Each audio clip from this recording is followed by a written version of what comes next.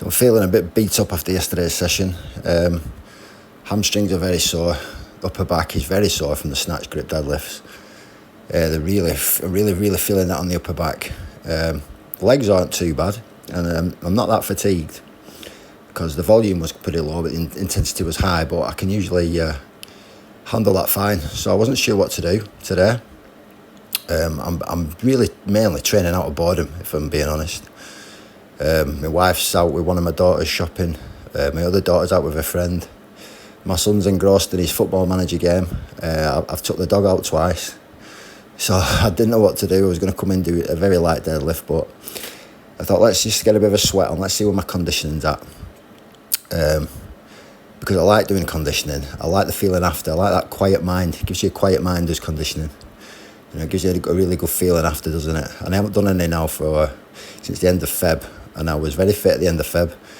But I had my mind set on a 30-minute EMOM, which ended up getting reduced to 20-minute mainly because of the lower back was in bits. A cardio I could have pushed through, but the lower back was in bits.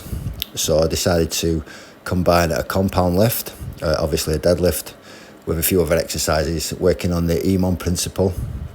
So the first minute was 5 reps on the trap bar deadlift at 147 kilogram. Rest for the rest of the minute. Minute 2 when the bell goes, 10 6-count burpees. Rest for the rest of the minute.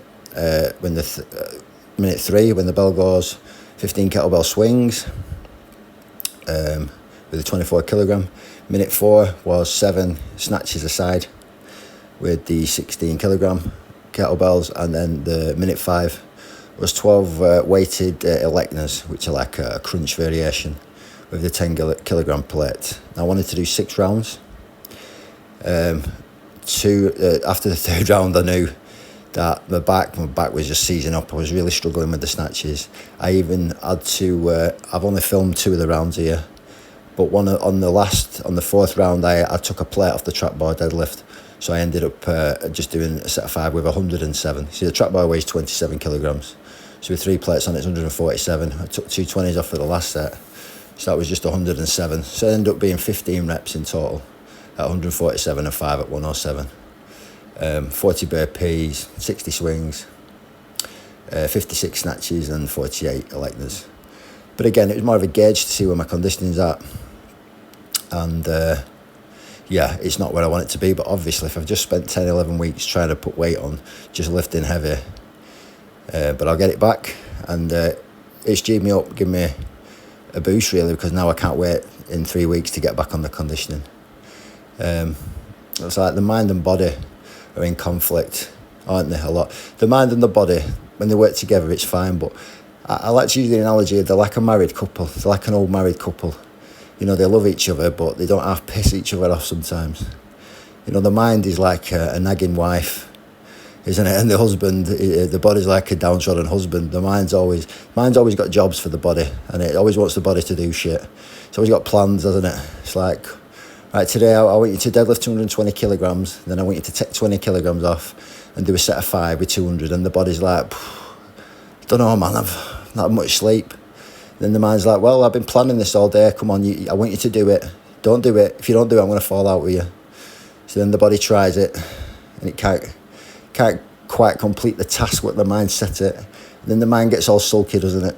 The mind throws a little tantrum. Starts calling the body names, and, you know, starts thinking it's pathetic, and he's saying stuff like, right, well, you know, if you I'm not bothered, you can just go weak, fat and saggy, and I'll just do stuff that doesn't require you. You know, I'll just start reading books and stuff.